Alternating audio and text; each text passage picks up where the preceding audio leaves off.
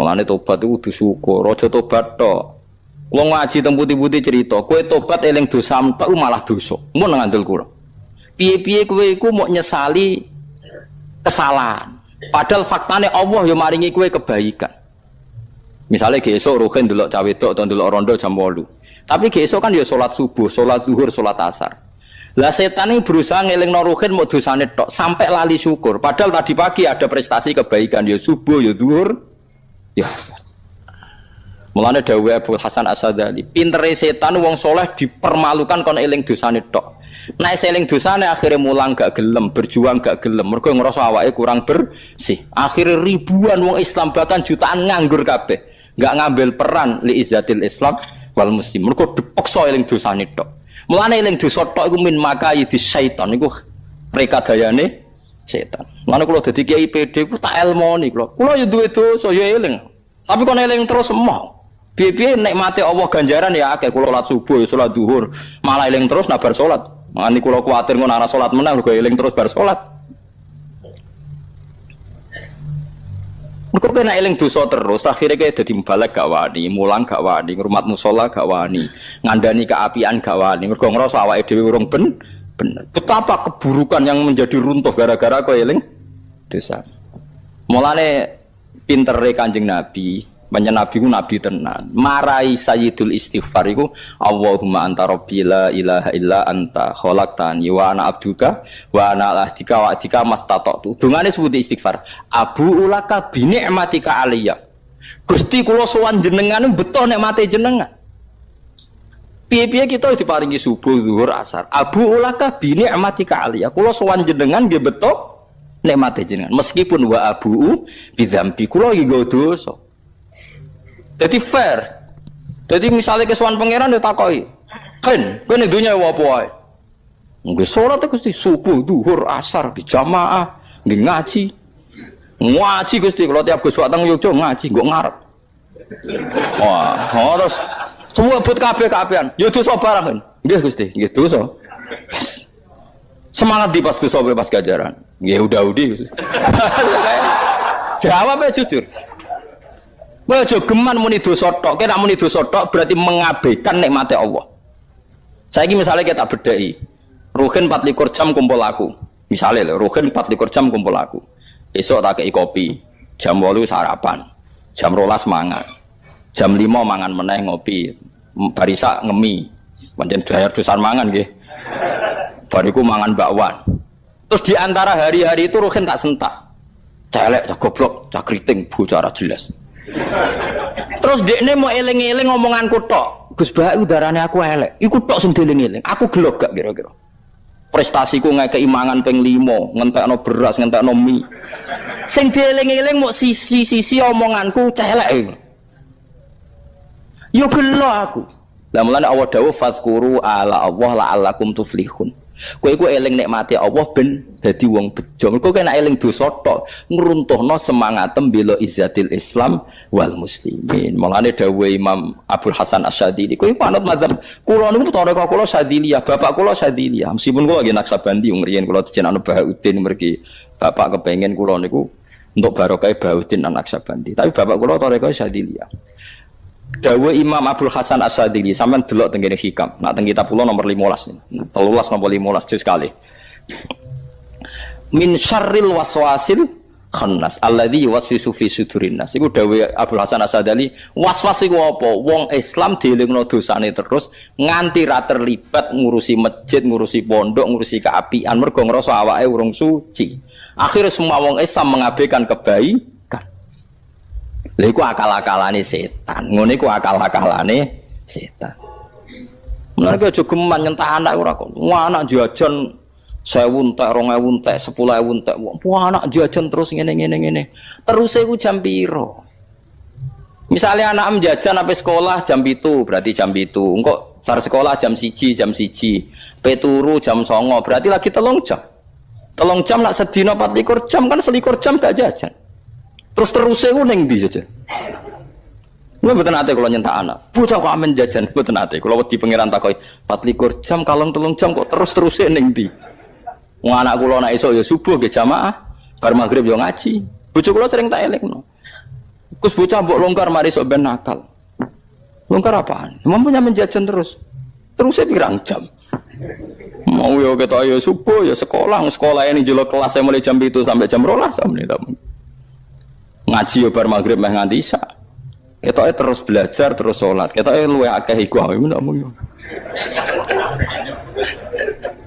Takok.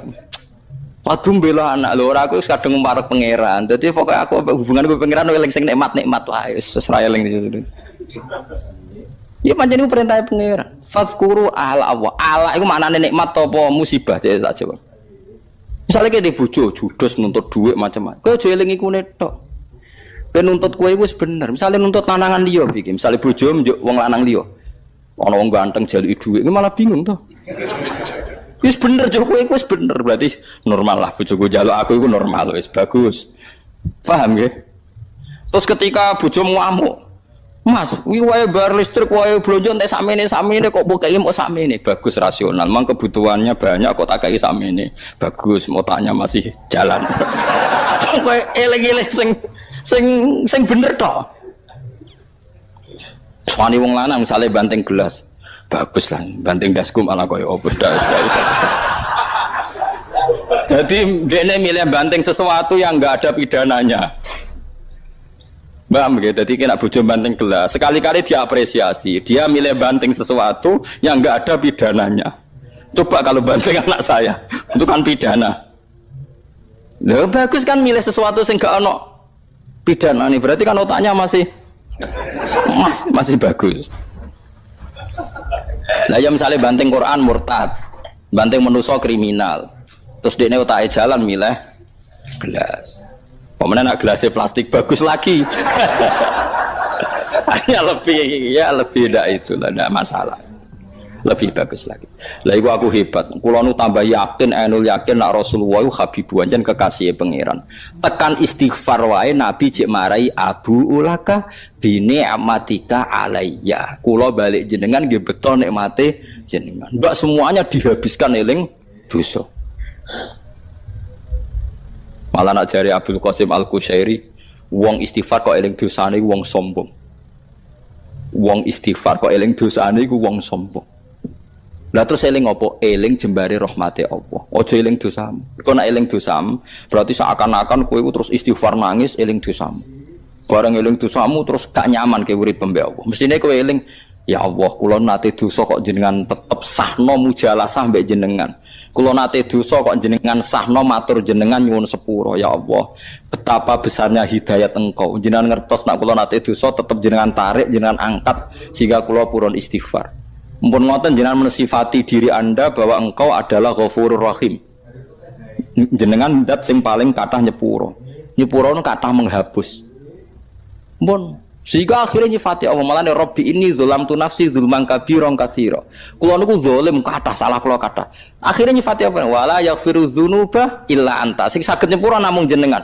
Faghfirli fa innaka antal ghafurur rahim. Jenengan sepuro, jenengan dat sing akeh nyepurane. Sehingga kita asik nyifati Allah, Allah Ghafur, Allah Rahim. Orang malah larut eling dosane. Bariku nutuk-nutuk bathuk. Susu wiridane gak astagfirullah, nasib. Lha iku setan, ngene kuwi setan. Wiridane wong ngono iku gak ana ilmune, bareng-bareng muni nasib. Dasar wong elek. Malah ngumpat-ngumpet. Ora ono segot istighfar dasar wong elek, dasar nasib. Segot istighfar yo astagfirullahaladzim, astagfirullah. Lah apa aku dhisik anut setan. Dadi akhirnya ngene iki. Ora ana sigot istighfar ngene iku. Sigot istighfar iku Rabbi ini dalam tu nafsi lu mangkae ora ana sigot istighfar kok. Dasar wong elek dasar. Lha iku jare Abdul Hasan As-Sadali, setan ngelingno kowe sisi-sisi apike Allah maringi hidayat, ngelingno kowe sisi-sisi elek. Akhirnya kayak dijauhkan dari nyaman hubungan dengan Allah Subhanahu wa taala. Disinilah kemenangan setan menghalangi kamu nyaman dengan Allah. Akhirnya kowe mau frustasi. Lah wong soleh jutaan di Indonesia juga di dunia seperti ini. Tidak ngurmat masjid, madrasah kula piyambak dereng bener, ampun ngajak kula. Mestinya dengan ngamal soleh itu jadi ajang kafaroh, ya jadi ajang kafar. Orang kok malah karena merasa tidak soleh, tidak berani tampil. Lo soal kowe mau tampil sok suci gampang, terus penting ora usah mimpin to. Gitu, asal gak melok mimpin kan gak sensitif toh. Sing sensitif kan kayak mantan LP terus mimpin sok suci pidato. Jauhi segala maksiat. Lah apa kayak dadi wong tobat ada pidato bareng. Wong kan mencep. Kowe iku sapa dhisik kan gitu. Tapi nek tobat meneng masjid nyapu, paham kan ya nyapu, bariku ngresik-ngresiki, sandale kene mbok toto. Wis ber. Misale kon nyambut, ben sambut acara sekali-kali ki itu hasanah mau itu nggih. Sing pun ki sing dereng mboten pun. Wes pokoke ngomongnya sini terat, sing pun ki sing dereng nggih ampun, nggih ngoten mawon ki assalamualaikum warahmatullahi wabarakatuh. Pun. Lah klirune kadang tobat anyanan sok suci. Seakan-akan dia terjauh dari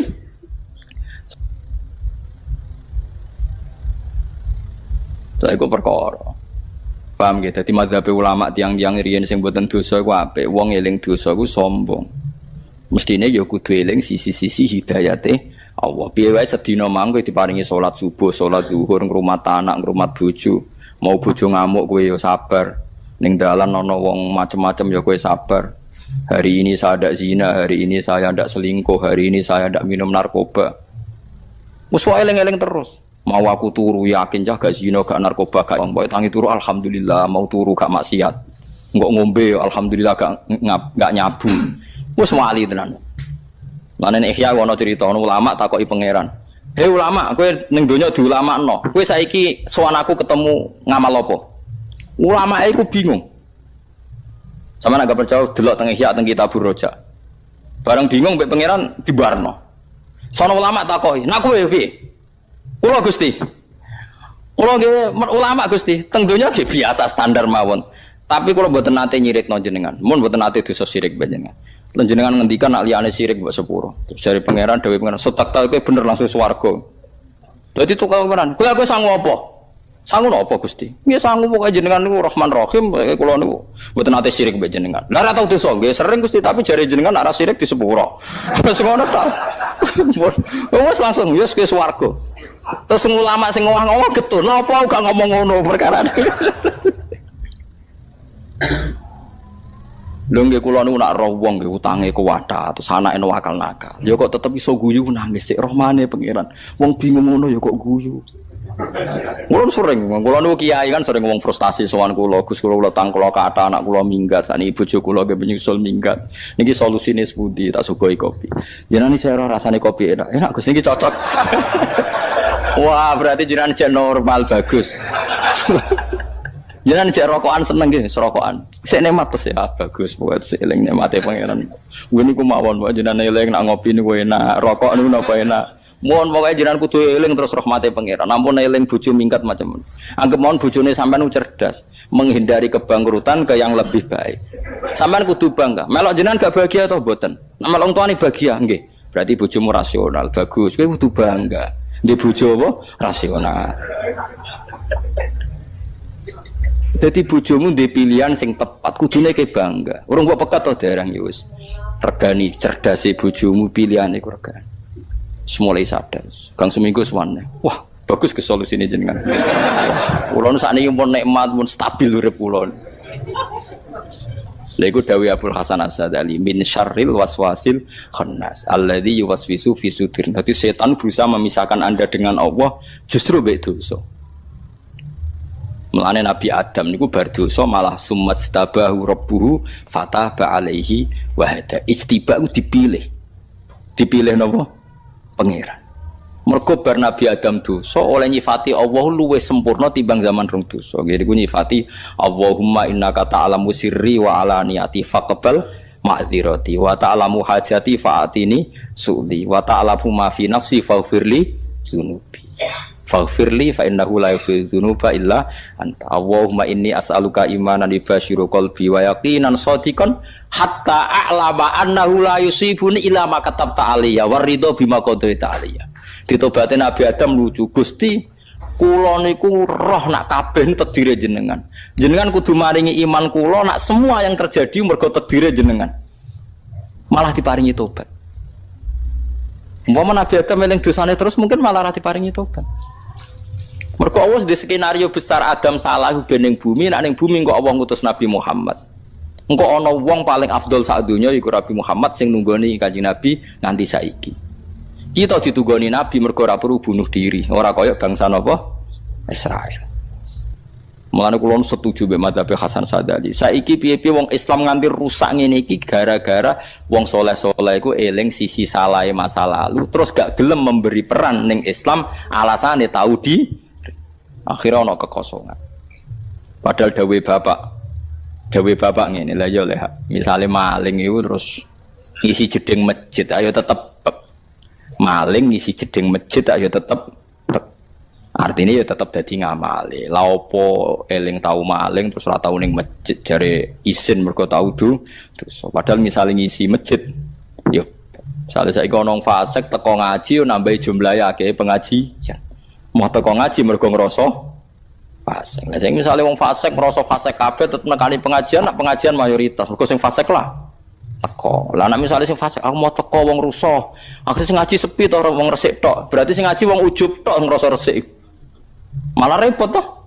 Lu wong rasa resik ra wong napa? Ujug. Dan ini jadi penting ke pengetahuan jenengan. Piye-piye Nabi Musa nate dikalahno Nabi Adam, perkara nyalahno Nabi Adam nate napa? Nate napa? Dosa. Ternyata dosane Nabi Adam summa jatabahu rabbuhu fataba alaihi napa? Wa hada. Dadekno dipilih Allah Subhanahu wa ta'ala. Ya terus sampean kudu ngerti kenapa Nabi Musa tau di rumah Fir'aun, Nabi Muhammad tau di rumah Abu Lahab. Dunia iki diatur pangeran ben kowe roh nak biyadil khairu kabeh ditangani Allah, kabeh akan baik-baik saja. Mulane donga Allahumma la ya'ti bil hasanati la anta wala yadhabu bis sayyiati la anta wala haula wala quwata illa billah. Jadi tak warai carane donga. Ya Allah, yang mendatangkan kebaikan hanya Engkau. Yang menolak keburukan juga hanya Engkau. Jadi diwale, nak setan kan pikirane ngene, elek apik kok pangeran ben kowe iku nuntut pangeran, piye-piye elek iku kersane pangeran. Nah, Kanjeng Nabi oleh marahi nglawan setan gak ngono. Layati bil hasanati lanta, yang mendatangkan kebaikan tidak ada lain kecuali Engkau. Yang menolak keburukan tidak ada lain kecuali Engkau. Jadi misalnya ke bernakal, bersalah. Bariku ke tobat, terus kowe ngeling-eling, ya Allah, jenengan cek saya ini. Mun ngertos kula salah, lu kok jiran paringi tobat. Apik tenan jenengan. Padahal kula nak salah teng majikan donya langsung dipecat di PHK. Niki kula salah jenengan pirsa malah jenengan paringi tobat. Bar niku kula saged salat, saged zakat, saged sedekah. Saya jenengan. Akhire maca alhamdulillah alladzi hadana li hadza wa ma kunna linahtadiya laula an hadana. Akhire muji-muji pengira. Lah iku jenenge gak sombong cara Abdul Hasan Asadi. Tapi nak kowe eling dosa terus, iku sombong. Mergo wis ditarik pangeran ning nggon apik, tapi kowe eling-eling nggon kotor. Kaya-kaya Allah iku urung narik kowe ning nggon bersih. Terus syukurem iku kapan? Lha iku jenenge sombong ngono. Paham ya? Wis kowe ora cocok lah mbek madzhabku, tapi wis pokoke ngono iku madzhab Abdul Hasan sinten? Asy'ari. Lah nggih, misale kados kula ngeten nggih, bar kecemplung ning jurang. Terus diangkat ruhin didakok tenggen sing normal. Bariku amen trauma, ya Allah aku neng jurang trauma jari rugen. Ah semane gak ngergani wong. Saiki jenengan wis ayem ning kene. Amen trauma eling ning jurang wis antas. Nek dintas yo ngergani rugen, matur nuwun terus ngopi-ngopi ngeteh-ngeteh bareng-bareng. Alhamdulillah ya Kang mbok slametno. Kan happy. Nek eling terus kan ijek trauma kan? Lah iku dawuh Abdul Hasan Sadali. Wong saleh-saleh iku dielingno sisi dosane nganti gak ngambil peran ilallah wa fil lah. Kan kata tuh yang soleh, tidak ngurmat masjid, madrasah. Buatan awak kulo gitu saya kotor, kulo nu saya sinten. Ini gue buatan angsal. Sing ra oleh ku mimpin, mun kulo balen sing ra oleh nu nopo mimpin. Nah mimpin nu kedah tiang soleh sing rodok spesial, ora kudu ideal. Bisa kulo ya rodok pantas lah, rapati berdua teman-teman. Tapi nak orang mimpin buatan masalah. Paham gak? Jadi ini nanti saya bacakan hikam dua kata mutiara terus ndonga supaya ndonga sampean ndonga supaya ndonga piye-piye kita gadah sanad madhab yang diakui termasuk thariqah mu'tabarah selain Naqsyabandiyah Qadiriyah napa Sadiliyah. Lah Sadiliyah itu nggih hikam niku meneng mergo hikam sing aran Abdul Abbas Al-Mursi murid Abil Hasan napa Asyadili. Sehingga orang tahu madhab Sadiliyah ya lewat kitab napa hikam. Makanya kitab-kitab apa saja generasi setelah beliau itu gak bisa lepas dari kitab nopo hikam sampai darani hikam atau iya madhabi nopo atau iya mereka atau iya itu mana nih Sing arangu napa Ibnu Athaillah disebut Hikam Athaiyah. Itu beliau sebetulnya ya ada orang alim yang butuh mikir jelimet nggih mboten. Ya wong waras ngoten mawon. Misalnya orang waras begini, pancen wong waras itu beda mek waras pancen. Misalnya gini, saya ngambil uangnya Mustafa tanpa pamit boleh ndak? Ndak boleh kan? Terus beliau membuat makalah gini, kalau aja hafal. Mana aka antat da'iya mimma lil makhlukin. Allah itu mencegah kamu, melarang kamu mengklaim barang yang tidak milik kamu. Padahal sama-sama miliknya makhluk. Misalnya Mustafa punya mobil, aku milik saya boleh ndak? Boleh ndak sama siapa saya? Ndak boleh kan? Mustafa punya rumah, aku milik saya boleh ndak? Ndak boleh. Kalau mengaku miliknya orang sama-sama makhluk saja tidak boleh, apalagi kamu ngaku-ngaku hal yang milik Allah. Misalnya sifat menentukan nasib itu milik siapa? Allah. Menentukan su'ul khotimah atau husnul khotimah itu milik siapa? Kamu tidak boleh. Misalnya gedeng orang, wong ngono iku mesti su'ul khotimah. Lho sing nentukan itu milik Allah. Wong ngaku barange wonge ora oleh apa meneh ngaku sing hake Allah Subhanahu wa taala. Jadi sebetulnya nak ngendikan ya normal saja. Artinya ijtihad itu kan normal, tidak perlu orang pinter banget. Tapi sing roh itu wong waras ngono maksudnya. Setelah dijelaskan kan masuk akal. Kayak tadi. Ndonga kok terus koyo sing mbok omongi wingi lali, urung lali kok sebab elingno meneh. Kan masuk akal.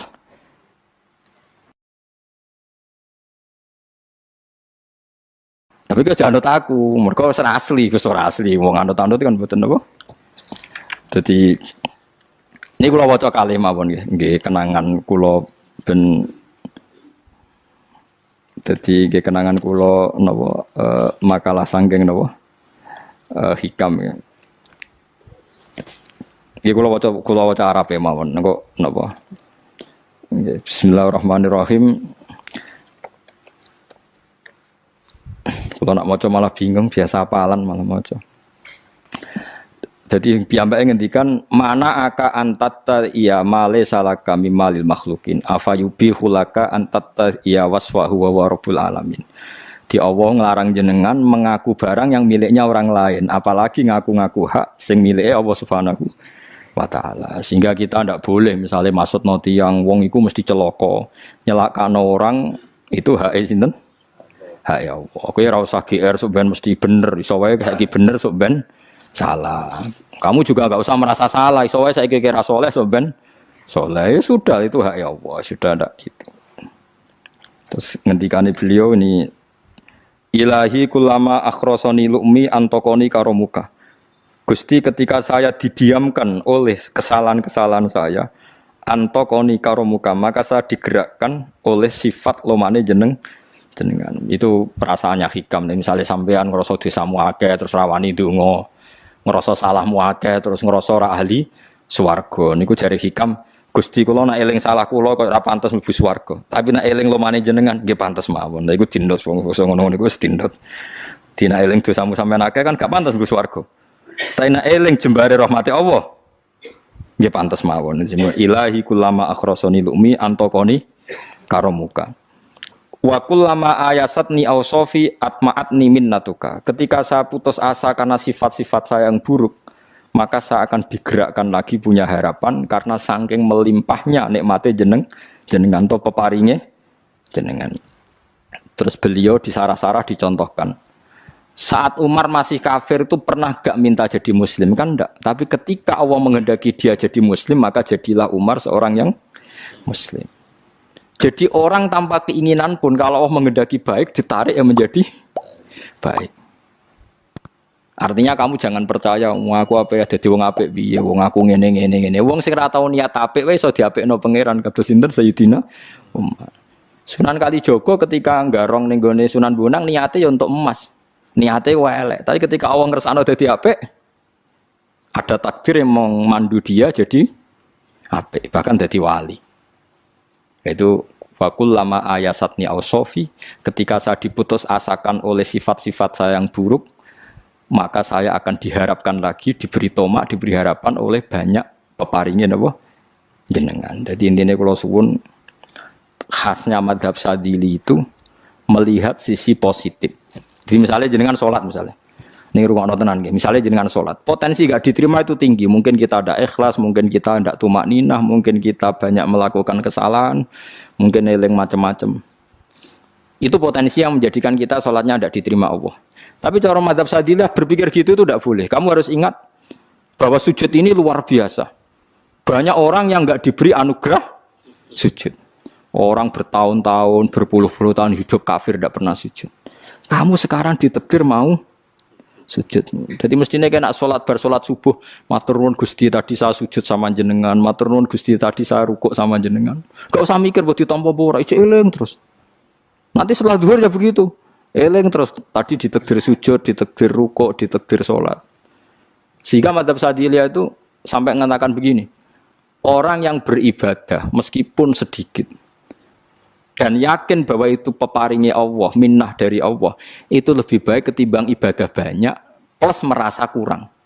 Di misalnya Mustafa sholat, bersolat duhur gak marem, mungkin duhurku salah terus berbadiah kok sholat meneh. Sing kula sholat duhur tok ora usah. Saking syukur kula. Iku dhuwur kula makome. Ya nganti saiki dhuwur kula perkarane ngene iku dene kelakuane cek ngene iku dene. Karena ketika diberi pangeran ora marem. Kurange, tapi kurange niat elek. Kayak pangeran polisi, ngono pangeran ra nampa kurang ngene kurang. Pangeran ora di watak ngoten. Enggak terlalu prosedur ngger wong wis sujud niate apik yo apik.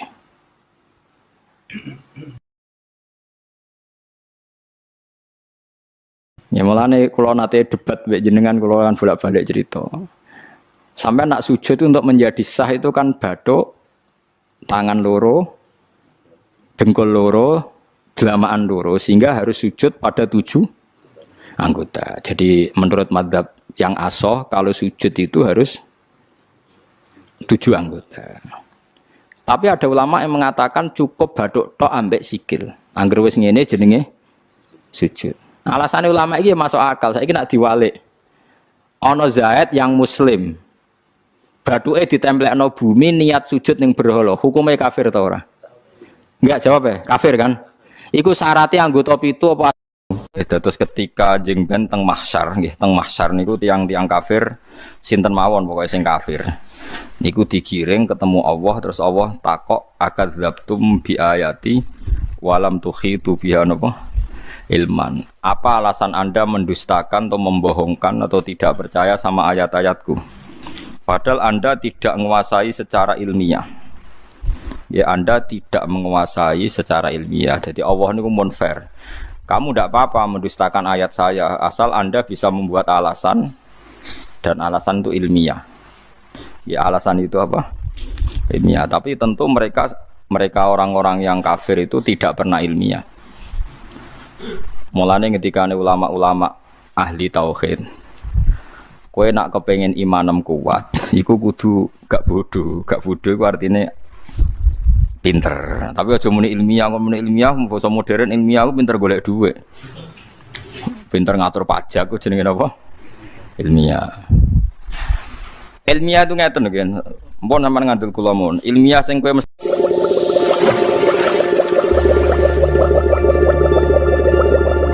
diridani pangeran ngeten contohnya.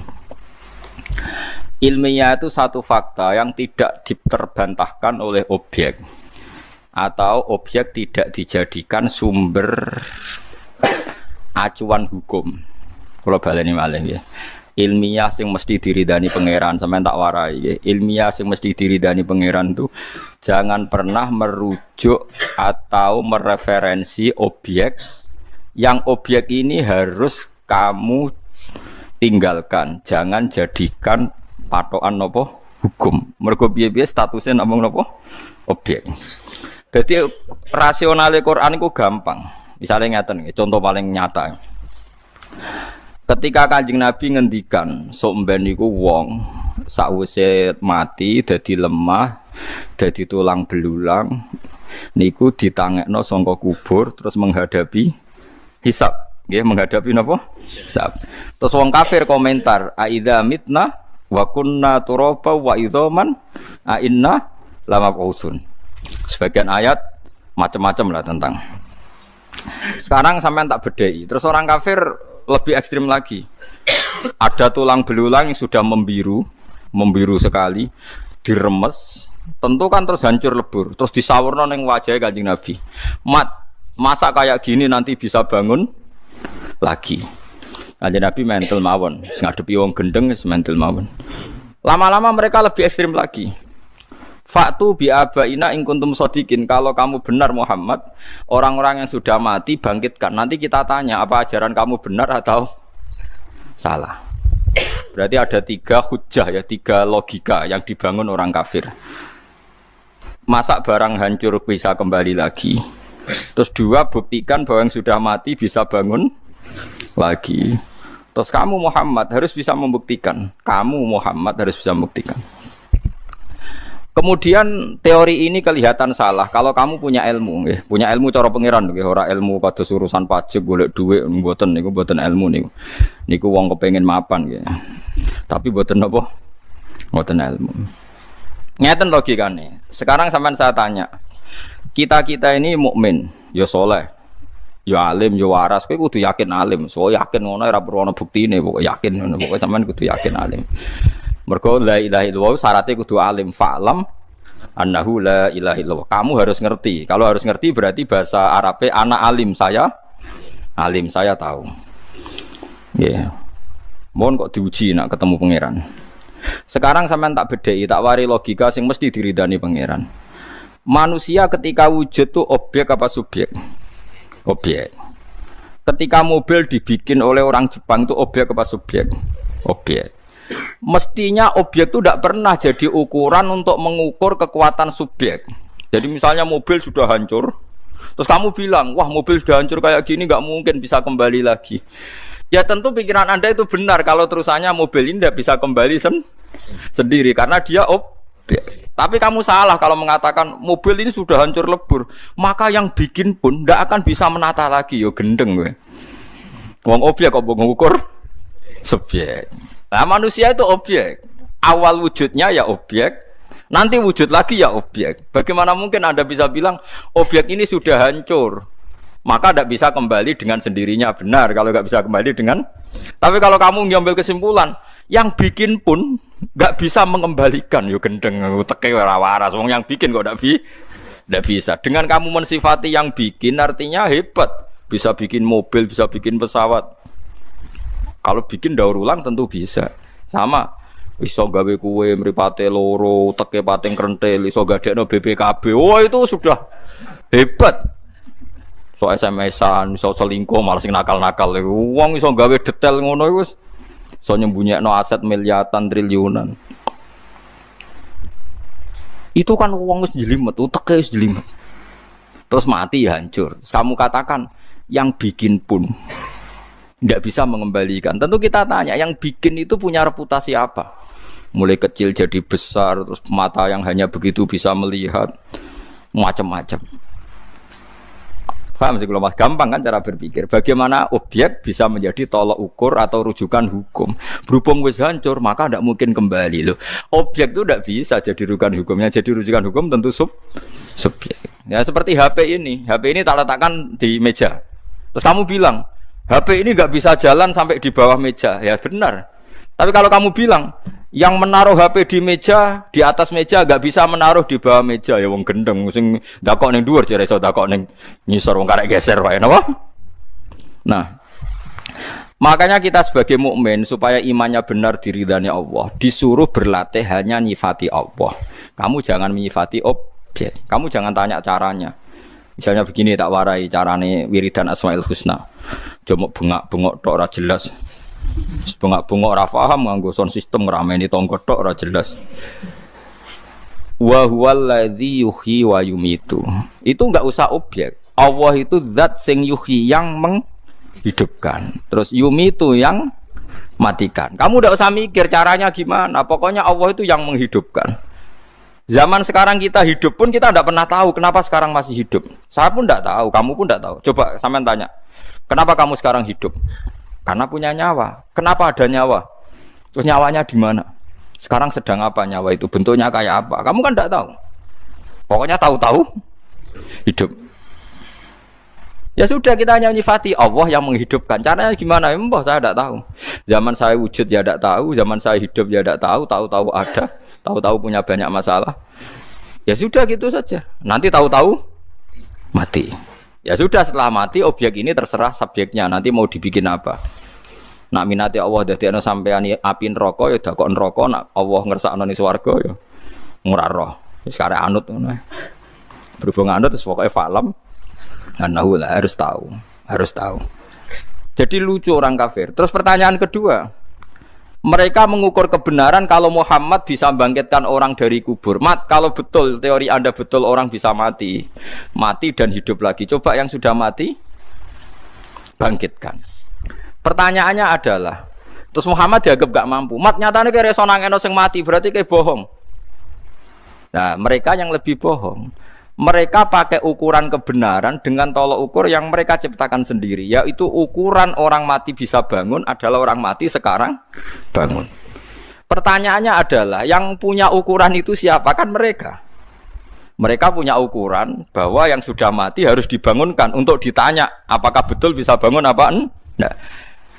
Lalu korban teori itu, mereka punya teori itu, kemudian korbannya Nabi Muhammad disuruh meraktekkan. Nak pancen wong mati kuwi iso urip meneh. Saiki wong mati tangekno. Lho yang ingin nangekno itu Kanjeng Nabi Muhammad apa mereka? Mereka. Lho mereka sing ingin kok Kanjeng Nabi sidi kongkon. Mestinya nek mereka ingin yo tangekno dhewe sing ayo takoki bareng-bareng. Kowe sing kepengin kok ngongkon aku. Paham nggih? Paham betul. Fair apa ndak? Enggak fair kan mereka yang ingin tapi Nabi Muhammad sing dadi korban. Niku atuh gale koyo rakyat kemis sejahtera terus aku kiyaine kon mikir. Aku ora kepen sejahtera kok kowe. Sing kepen sejahtera kowe sejahterano dhewe kok repot. Lah itu ukuran-ukuran yang talbis, artinya talbis rekayasanya orang kafir. Kalau betul orang bisa hidup lagi, buktikan orang yang sudah mati hidup lagi. Loh, yang nyuruh buktikan itu siapa? Mereka kan? Yang disuruh Nabi Muhammad. Fair enggak? Mereka yang punya keinginan korbannya orang lain. Fair apa enggak? Tidak kan? Nah, Nabi Muhammad ora gelem nuruti kayak gendeng. Dari Nabi Muhammad aku karep tangekno dhewe kok takoki bareng-bareng sing karep kowe kok. Mulane nek ana kowe nak adol brambang tak adol iwak, Pak sing murah, Pak. Nek murah kowe sing karep murah-murahno dhewe. Wah, aku sing di brambang kok pokon. Lah ini yang Allah ngeritik mereka walam tuhitu biha ilman. Bodohnya orang kafir adalah objek menjadi rujukan dia menentukan mungkin atau tidak.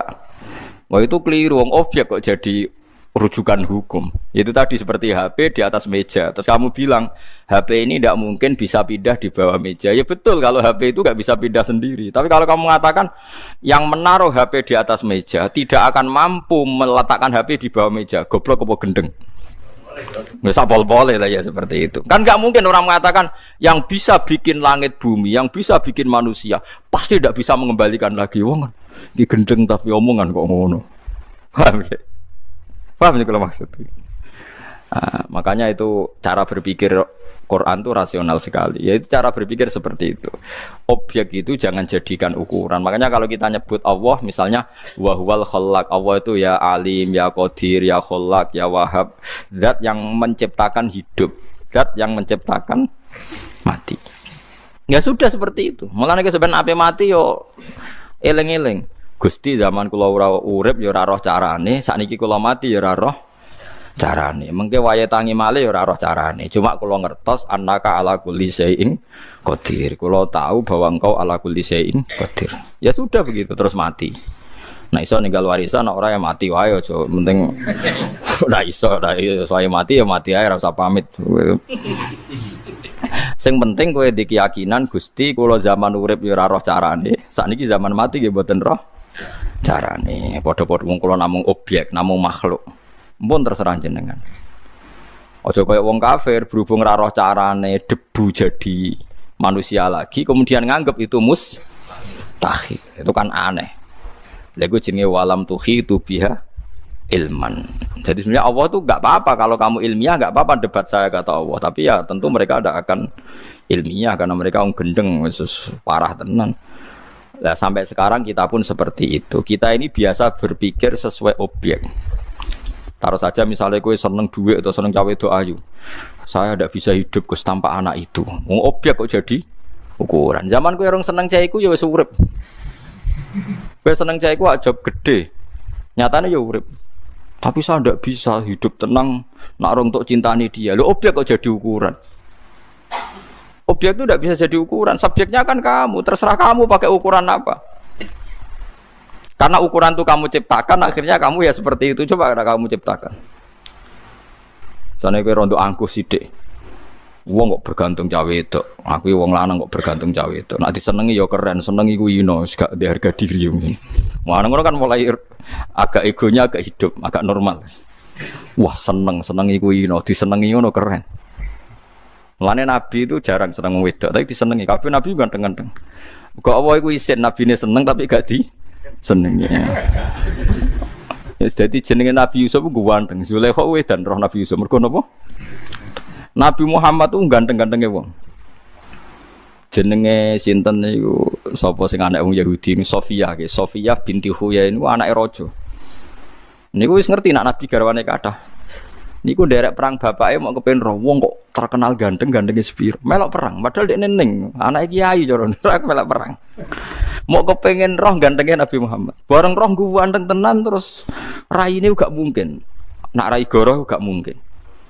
Apane dekne menangi debate bapake sama pamane iku debat. Padha-padha tokoh Yahudi. Kamu tahu kan Muhammad itu yo iku sing dijanjekno ning Taurat. Ayo do iman. Moh isin, kita tokoh kok iman. Iku anake ngerti debat nih. Bareng ngerti Nabi Muhammad ganteng tenan terus gak mungkin pembohong. Dekne ndonga mbek pangeran supaya perang iku kalah.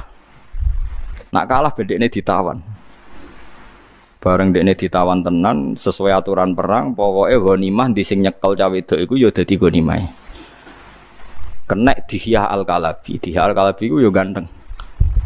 Bareng kenek Dihya kabeh sahabat bengok-bengok ya Rasulullah, Sofia iku putri raja. Kabeh kita ora rido nak kenek napa? Dihya. Kudu kenek jenengan. Masyhur itu akhire Dihya diomongin Nabi khud sabyan ghairuha. Pemek sapa wae sementing ora Sofia. Akhire Sofia iku ditawani Nabi, kowe milih tak balekno keluargamu tapi bayar fida, bayar tebusan, apa rasa bayar tebusan tapi dadi bojoku. Jadi Sofia, milih dadi bojone jenengan. Kok dekne edan Nabi ku zaman urung perang, kok Nabi ganteng. Ana alamate wong keramat iku ya disenengi ora kok seneng, paham gitu. Lah nek seneng ora pati keramat. Paham ya, seneng ora pati aku wis disenengi iku kondang berarti. Kaya Nabi sinten Yusuf, Nabi sinten Nabi Muhammad. Pancen ngoten aturane ngoten. Dadi kula baleni malih tak warai, mergi niki masalah ridane pangeran mbek boten iki taruhannya berat.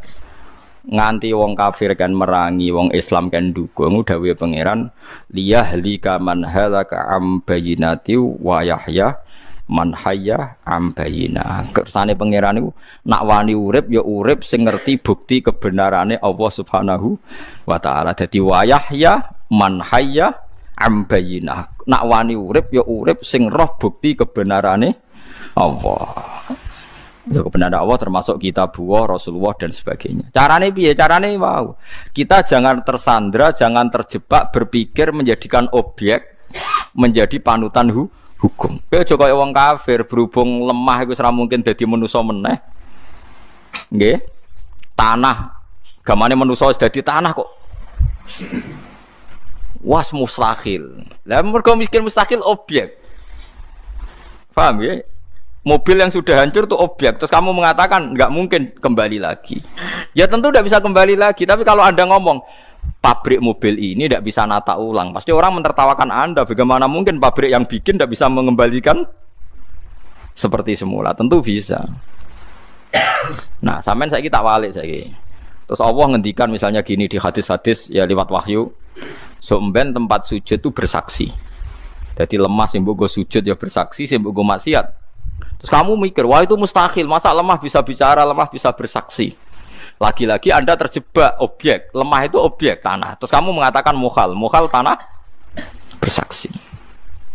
Kowe ora rasane dadi Nabi Adam. Apa mau kira rasane dadi Nabi Adam? Nabi Adam manusia pertama yang jelas-jelas tahu, nggak ada temannya, nggak ada siapa-siapa, jelas-jelas dia tahu kalau diciptakan dari tanah. Iku menawa kira-kira tiap macul tanah, wih dulurku iki mbahku iki asal usul. Sehingga itu memang zaman itu nggak pernah dianggap mohal kalau tanah bisa ngomong. Sampai Nabi Adam nak roh tanah nangis. Jangan-jangan itu saya. Karena memang dia tahu kalau asalnya dari tanah. Sama seperti ilmuwan sekarang. Ilmuwan sekarang kalau melihat tanah itu nggak tertarik dianalisis. Tapi kalau melihat sperma, ini asal usul manusia, sehingga dianalisis. Ternyata di situ ada kehidupan. Setelah dianalisis, kekuatannya berapa, bisa disimpan di lemari es berapa bulan, terus nanti bisa ditransfer ke indung berapa. Karena dia tahu. Padahal mani ya benda mati. Secara kasat mata mani itu benda mati. Tapi ilmuwan tahu itu benda sama. Allah tahu manusia itu dari tanah. Allah tahu kalau tanah itu bisa dihidupkan. Wong objek. Bisa apa? Nyatanya iso dadi materi ini Nabi sinten? Ada. Paham sih kalau maksud? Kalau kamu hanya berpikir tanah, tentu kamu berpikir ini mustahil bisa hidup, bisa ngomong. Tapi kalau kamu berpikir yang bikin tanah. Makanya ketika Nabi ditanya itu, nak jawab ya gampang aja.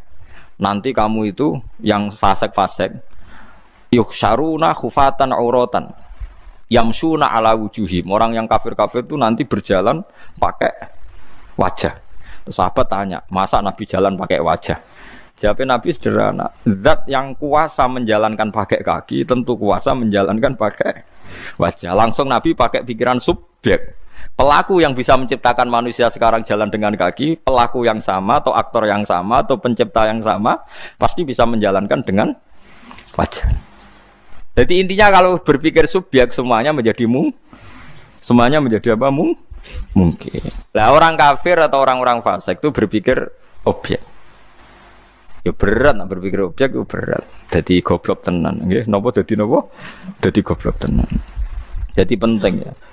Nah, dalam pertanyaan orang kafir ya jawabnya ya sama. Kita harus cari subjek, cari subjek tadi. Misalnya orang kafir tadi, Muhammad kalau bukti Anda benar, saya minta Kusoy atau baba Anda hidup. Nanti saya tanya kamu itu benar apa enggak. Sekarang subjek penanya siapa? Orang kafir. Yang bikin tolok ukuran kebenaran dengan membangkitkan orang mati siapa? Orang kafir. Dia subjek kok ngorbankan orang lain. Kalau dia yang bikin tolok ukur harusnya dia yang membuktikan. Malah Nabi Muhammad sing dikongkon. Itu fair apa ndak? Ndak lah itu. Ojo kok kowe malah koyo wong munafik. Lho jebule Muhammad ra iso to ditantang ngono. Wah ya gendeng. Malahane wong kafir akeh gara-gara terus mereka cara berpikir lho jebule Muhammad gak iso ditantang ngono. Ra iso. Ya repot wong sing nantang mereka bareng Nabi ra iso korbane. Yo lah akhirnya dadi kafir. Sing munafik ya dadi tetep munafik. Waktu gale kula misalnya terkenal ki keramat terus rohin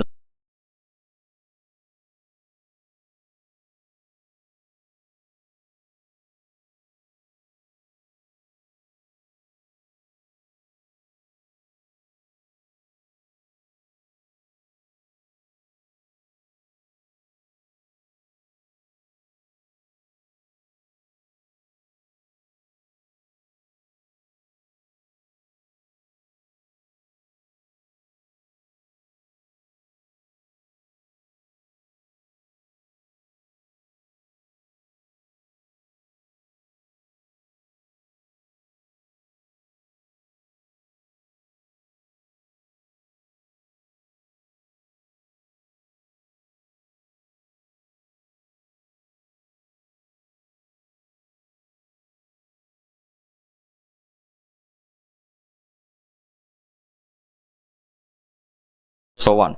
Gus nak jenengan keramat tenan. Niki lho jagung, jenengan dongakno dadi emas. Nak ora tak percaya ke keramat. Wong sing kepengin kuwe kok korbane aku. Bareng aku ra iso tenan mulai wae jebule Gus wae wong biasa. Ndadekno emas iki ra iso. Lho yang ngukur kan dia. Yang ngukur dia, yang ingin dia kok aktore kon wong li. Wong li. Mulane kiai ku jogeman terkenal dongane mandi, ora apik. Mari kok masyarakat tuh gawe ukuran dhewe. Lan kula niku jarang donga. Omene donga pilkada loro, salami templek 200.000 wae, bareng ra dadi jebule dongane ra mandi. Salam templek 200.000 jalukno dadi napa? Bupati, bareng gak dadi jare dongane kiai ne. Ramandi. Dal ra dadine mergo medhit iki. Gelem tuku larang ya tetep dadi zaman akhir.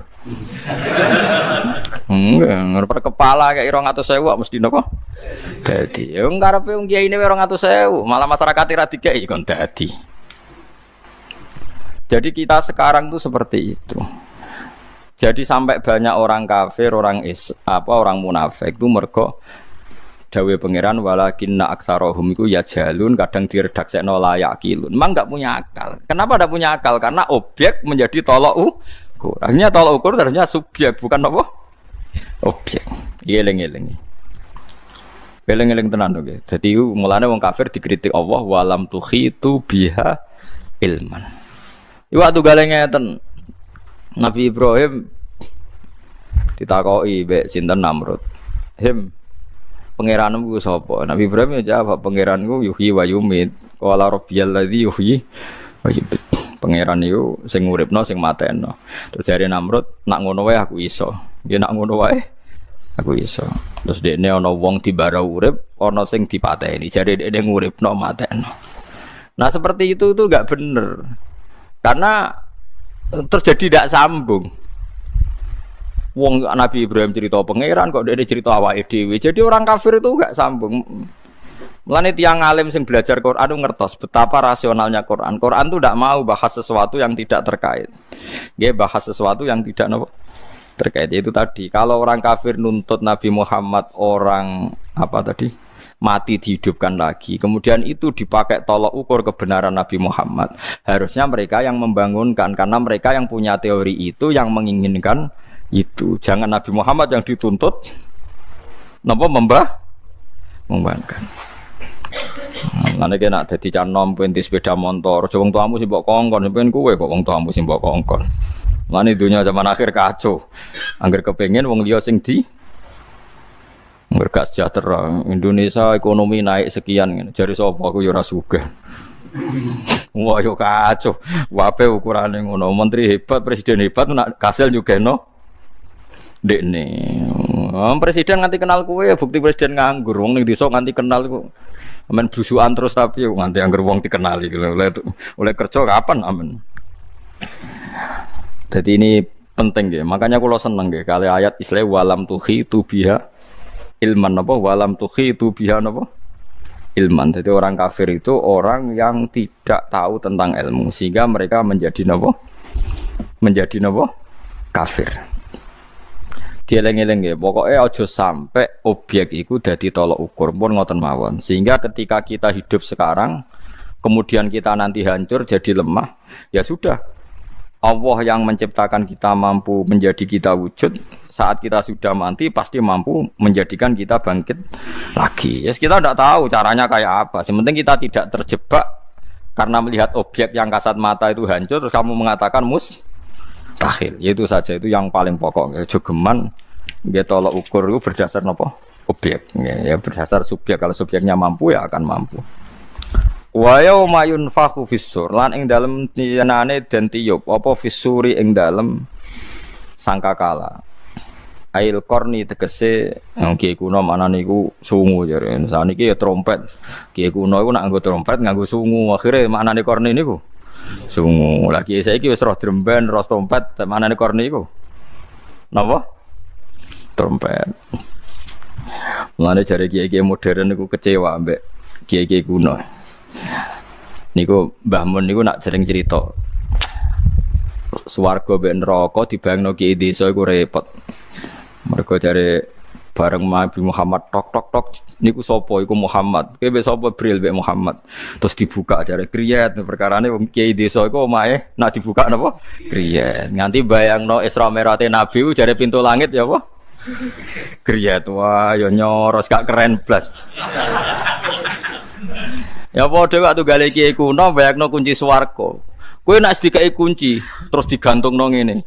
Oh iku iso mlebu swarga jare cah modern. Mboten remote ta bari jeng.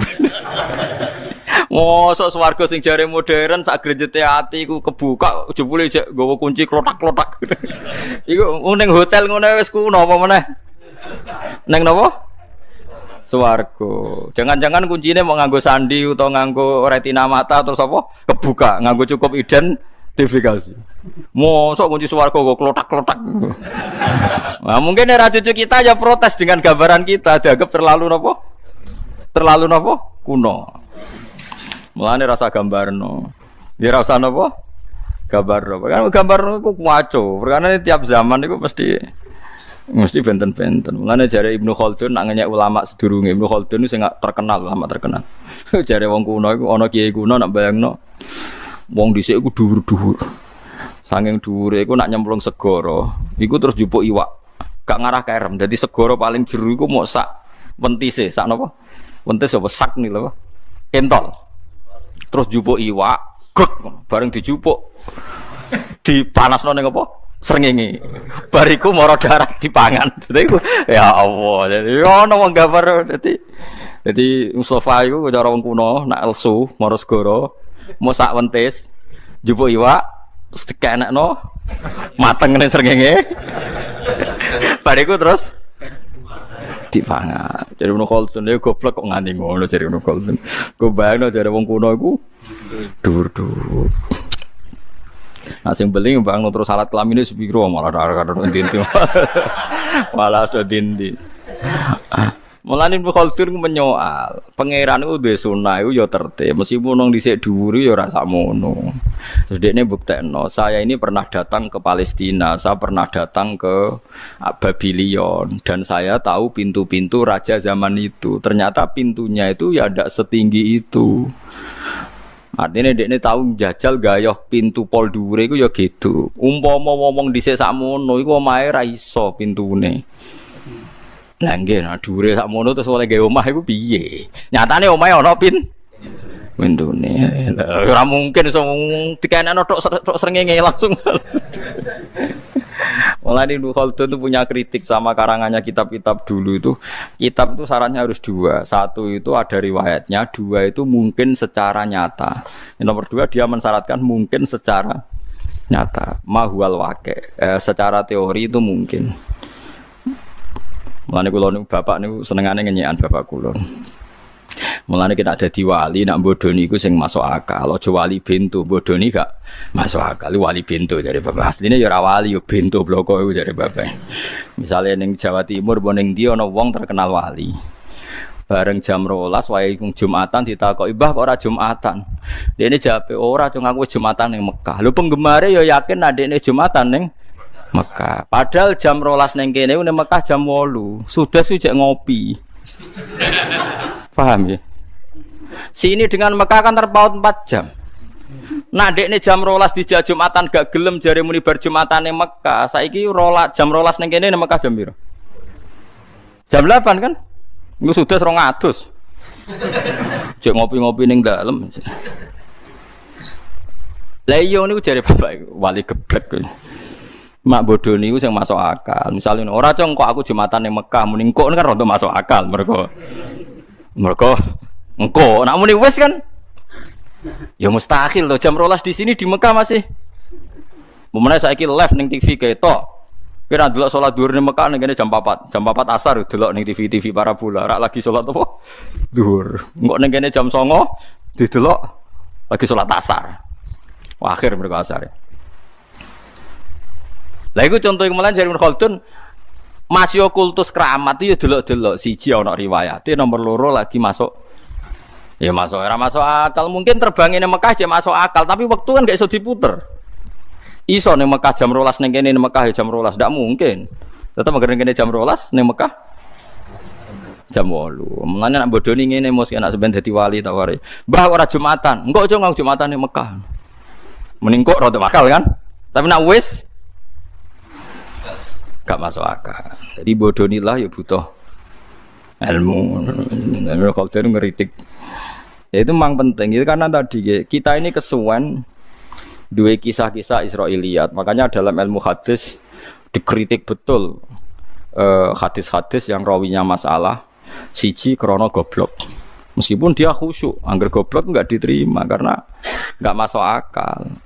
Nggak masuk akalnya karena tadi kadang sesuatunya itu mujma'alah kayak kita dengan Mekah kan memang terpaut apa 4 jam nggak mungkin jam 1 neng Indonesia muni wis bar Jumatan sampai teko Mekah, bar Jumatan piye Mekah dhuwure durung kok ape.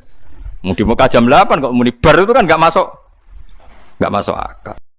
Nah, ini cobalah jadi etika kita, muhasabah kita. Jadi muhasabah itu cara berpikir kita set, kita pikir ulang. Ternyata semangatnya seorang nabi itu wastaghfir lidzambika walil mu'minun. Semangatnya itu memintakan ampun. Orang ahli tafsir tahu semua kalau nabi itu tidak mungkin dosa. Jadi itu khitabun nabi wa urida bihi ummatu, itu khitab nabi, tapi yang dimaksud itu umatnya, karena nabi tidak akan mengalami dzambun, tidak akan mengalami dosa. Sekarang enggak, kadang-kadang kita ini kalau orang lain salah itu semangat. Kalau di perusahaan ada teman salah, apalagi miran salah itu seneng. Barokahnya salah bisa ganti kan gitu. Mungkin di dunia tokoh juga gitu, barokahnya ada tokoh salah, kita yang jadi populer sendiri, tidak boleh seperti itu. Kita harus salimus sodri di jami'il muslimin. Jadi ini harus dilatih. Saya tadi matur sama Habib Ahmad, latihan kita jadi hidup. Nabi itu kalau resep jadi wali itu kata Nabi gampang. Kata Nabi, kalau kamu ingin disenangin Allah, ya sudah. Kalau kamu asbahta wa amseta gini-gini, perasaan kamu, kata Nabi, jangan punya perasaan ghil sama orang muslimin. Itu sudah wadzalika min sunnati. Makanya Nabi ngendikan la yablughni ahadun an ahadin syai'an. Ada yang baca la yuballighni ahadun an ahadin syai'an. Seseorang jangan melaporkan ke saya tentang salahnya yang lain. Fa inni akhruju ilaikum wa ana salimus sadri. Karena saya ingin ketemu sampean semua dalam keadaan salimus sadri, tidak punya perasaan apa-apa.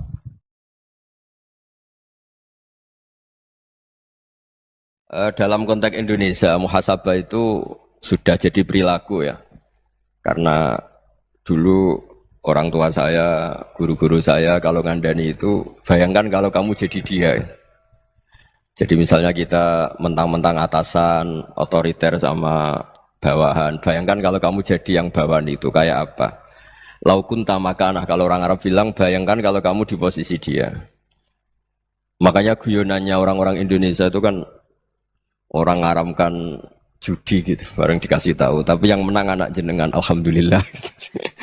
Ternyata ngaramkan itu karena ada anaknya. Kalau anaknya yang menang ya seneng. Meskipun itu guyonan, tapi saya punya padanan itu dalam kitab Hikam.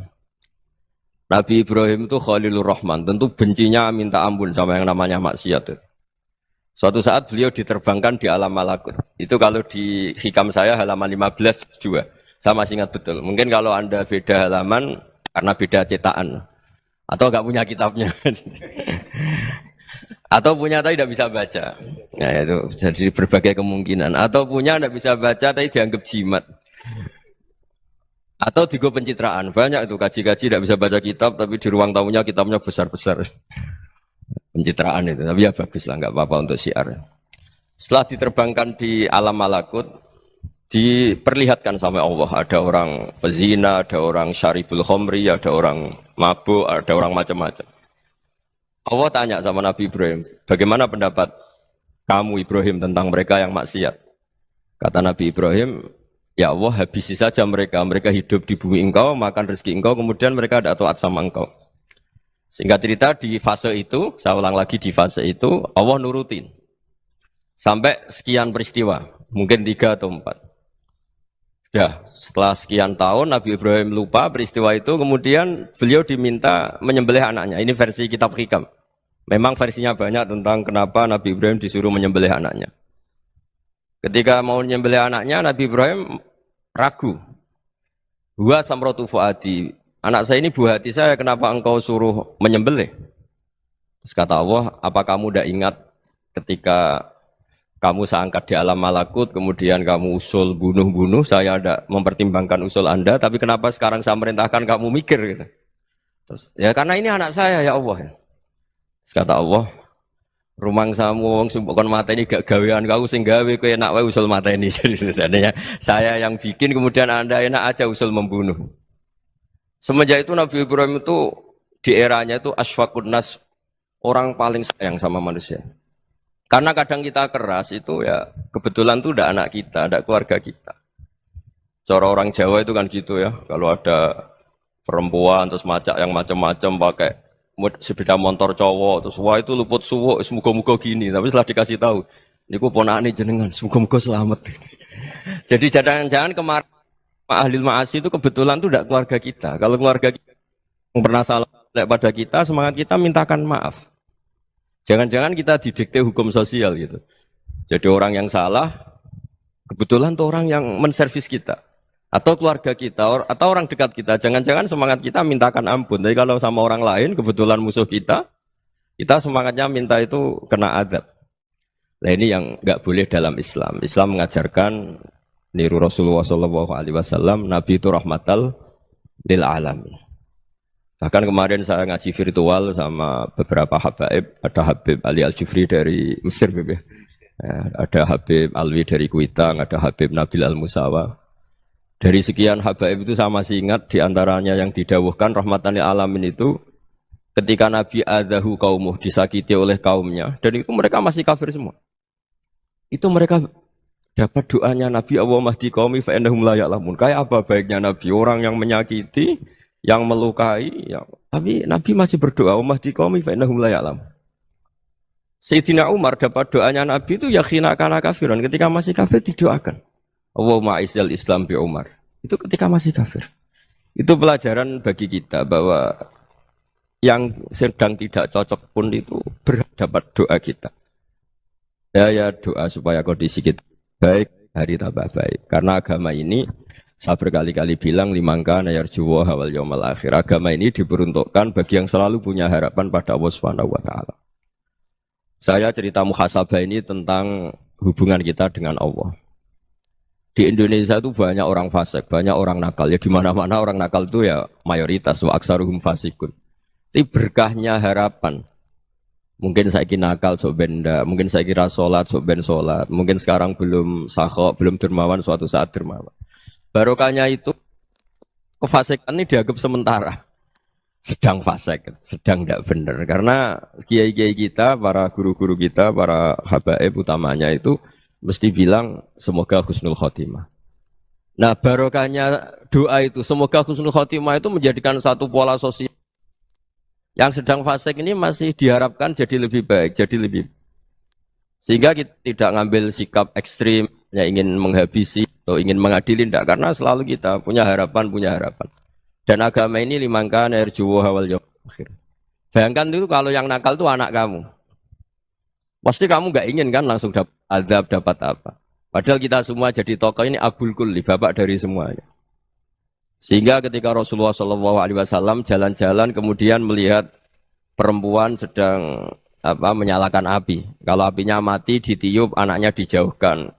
Nanti kalau sudah jauh dari api, anaknya digendong lagi. Terus kata Rasulullah, matur ke semua sahabat, Aro'aitum anna hadih tarihatan waladaha alan nar. Apa kamu berpendapat bahwa perempuan ini akan melemparkan anaknya ke neraka? Tidak ya Rasulullah. Tidak akan seorang ibu melemparkan anaknya ke api.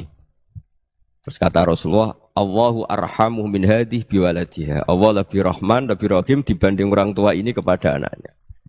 Ini yang harus kita kenalkan terus, kita kampanyakan terus supaya orang hubungannya dengan Allah itu nyaman, asik. Sehingga dengan demikian selalu ada harapan bahwa yang sedang nakal ini suatu saat tobat. Kita tidak boleh menghukumi pasti begini, pasti gini, itu tidak wilayah kita. Itu juga yang dicontohkan Rasulullah SAW. Secara lahir Nabi itu nggak berkenan sama Wahsy, karena Wahsy itu salahnya salah fatal karena membunuh ahabban nasi ila Rasulillah, yaitu membunuh Said Hamzah. Jadi ketika Wahsy tobat, Nabi itu terima tobatnya.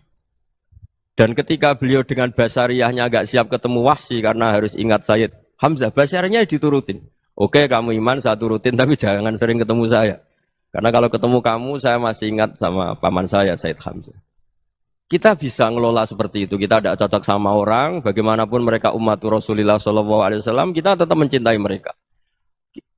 Misalnya kalau beda agama, mereka sama-sama orang Indonesia, kita mencintai mereka atas nama warga Indonesia. Tapi kalau misalnya potongannya ora cocok, beda kultur, bawaannya itu mangkel no coro Jawa, ya bisa diilmoni, jangan ketemu. Wong sudah tidak cocok, ingin ketemu nyari solusi, roh ini tok seneng itu kan ya repot itu. Ya sudah kalau nggak mati cocok ya jangan sering ketemu. Dan itu kita bisa memanage seperti itu tuh bisa. Saya berkali-kali cerita tentang Imam Syafi'i. Kalau dikasih tahu ya Imam Abu Abdillah, panggilannya Imam Syafi'i, tetangga Anda ini ternyata banyak yang nggak senang Anda. Jawabnya beliau senang. Ya bagus kalau nggak senang saya, ndak utang saya katanya. Jadi gara-gara sampean seneng aku ngatur aku ini kan. Dan mungkin sampean ra seneng kan ya enak. Jadi hidup itu dianggap happy. Kalau seneng ya teman silaturahim, kalau nggak seneng ya nggak bakal utang gitu. Baru kayak seneng itu nggak ganggu. Gitu. Jadi dulu itu orang bisa ngelola seneng tidak seneng itu bisa. Karena ada kearifan hubungan dengan Allah Subhanahu wa taala. Hidupnya selesai karena masyghul bi dzikrillah. Mereka sibuk dengan Allah. Makanya kata ulama-ulama tasawuf, kamu jangan melihat manusia perilakunya, tapi kamu juga harus ingat yang gerakkan semua itu Allah Subhanahu wa taala. Dengan demikian kita farah, kita senang. Makanya Nabi kalau ngutus Anas bin Malik kemudian enggak kesampaian yang diinginkan karena Anas main.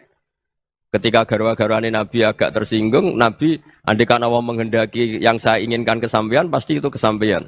Jadi dianggap kegagalan Anas gak manggil yang dituju Nabi itu ya kersane Allah, ya enteng saja. Sayyidina Ali lebih parah lagi yang dialamin. Itu dalam beliau kalau dipanggil tuh gak cepet-cepet ke sana. Ketika ditanya, kenapa kamu tak panggil gak cepet ke saya? Amin tuh ukubatak. Karena aku tahu kau orang baik. Orang baik itu pemaaf. Jadi makanya orang-orang soleh dulu itu bodoni itu. Makanya sekarang kalau ada orang bodoni itu mesti beda orang soleh. Kalau orang-orang soleh itu kakean husnudzon lagi sering dibodonin. Abdul bin Umar itu masyhur itu. Kalau ada budaknya sering sholat, sergap sholat itu dimerdekakan. Akhirnya enggak sholat pun pura-pura sholat. Akhirnya juga dimerdekakan. Ketika ditanya, kenapa engkau merdekakan? Padahal mereka sholatnya menipu engkau, kata pembisik-pembisik itu. Man khoda'ana lillah in khoda'na lah. Dia nipu atas nama Allah, berarti saat tertipu juga atas nama Allah. Enggak masalah dong, semuanya demi Allah Subhanahu wa ta'ala. Jadi ketika kita ketemu mensifati Allah Ta'ala itu ghafir. Allah pemaaf. Jangan kamu enggak fair untuk diri kamu nyifati Allah ghafir, pada orang lain Allah kamu sifati syadidul iqab.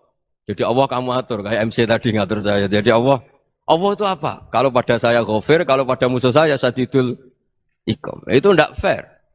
Kalau Anda punya harapan kepada Allah karena Allah Rahman Rahim, Allah ghafir, sebenarnya Allah pada musuh kita ya bisa saja Allah ghafir, bisa saja Allah Rahman Rahim. Sehingga kita melihat orang lain yang kita tidak cocok itu ya enteng saja.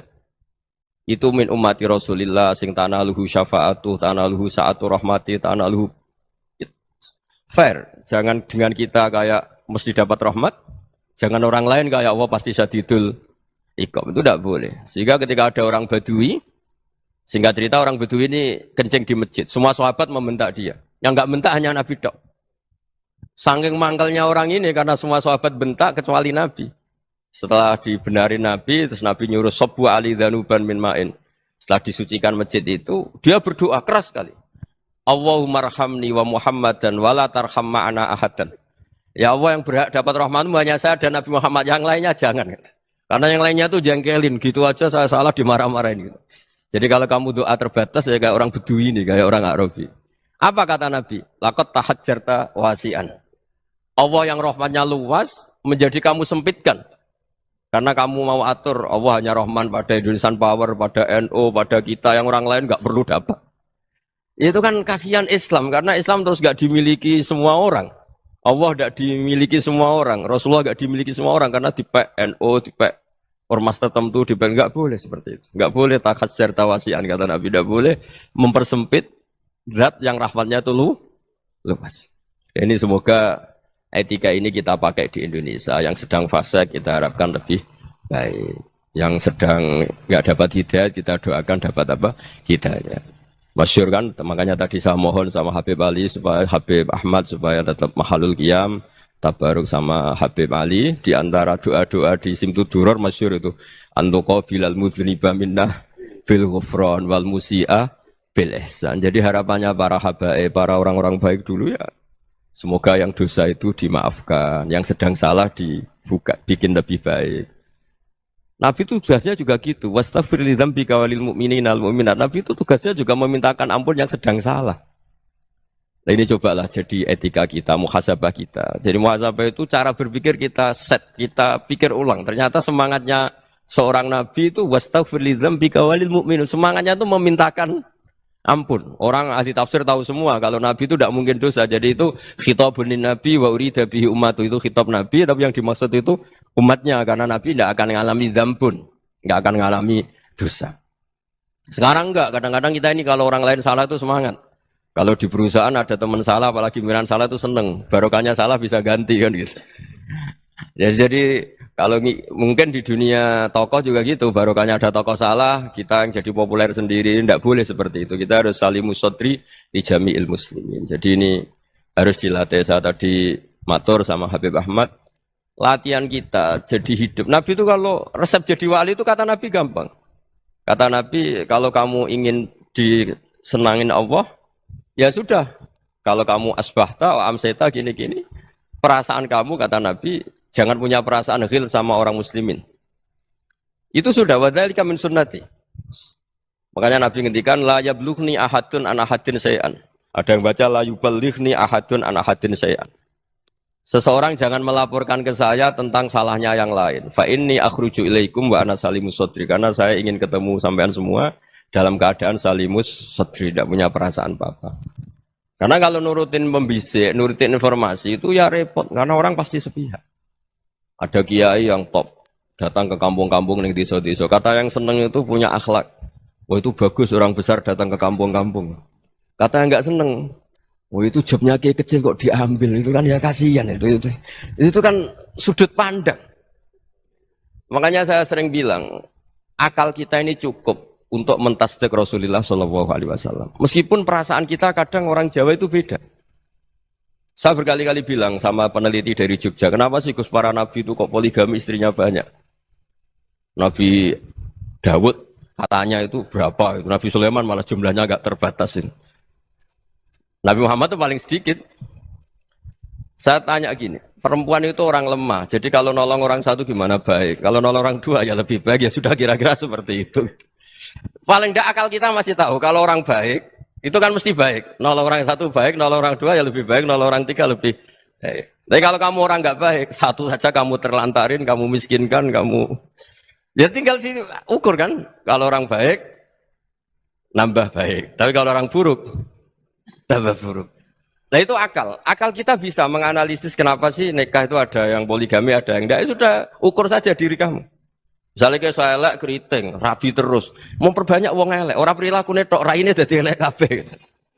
Tapi nak kowe ku ganteng, alim, ganteng, sugih, anake ganteng-ganteng, berhubung kowe saleh ahli swarga kabeh, mertua yo bangga karena karir kamu meyakinkan, ini mertua kamu aja enggak bangga mau nambah. Ipar enggak bangga, mertua enggak bangga, desa kamu yang kamu wayai juga enggak. Beda dengan Nabi ketika nikah Juwairiyah itu enggak ada pernikahan sebarokah Nabi dengan Juwairiyah itu. Azharu Rasulillah, di situ habis perang banyak tawanan gara-gara jadi besanya Nabi langsung dibebaskan semua karena Azharu Rasulillah. Sekarang besanya Kanjeng Nabi. Dulu Abu Sufyan mangkalnya bukan main sama Nabi. Gara-gara putrinya dinikah terus langsung jadi. Kalau kamu kan enggak, nikah satu, nikah lagi. Satu kampung musuh kamu. Karena istri pertama cemburu, yang kedua agak bangga. Wah itu selesai itu. Di dunia wal akhirah. Maksud saya, nganalisis Islam itu harus pakai akal. Dan akal yang dipakai, ini saya bawa ke kitab Ihya, adalah pikiran-pikiran para ulama. Makanya ketika Imam Ghazali ketika ditanya, fakaifa bi muslimin fasikin, asawwaha fi jami'i amri. Kalau ketemu orang fasik, orang Islam tapi fasik, perilakunya enggak ada yang benar.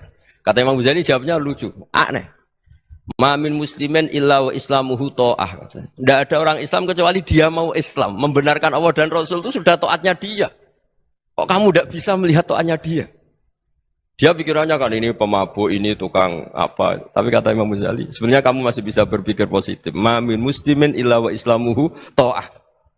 Tidak ada seseorang Islam ketika dia milih Islam itu pasti ada taatnya, yaitu tasdik pada Allah dan tasdik kepada Rasulullah sallallahu alaihi wasallam.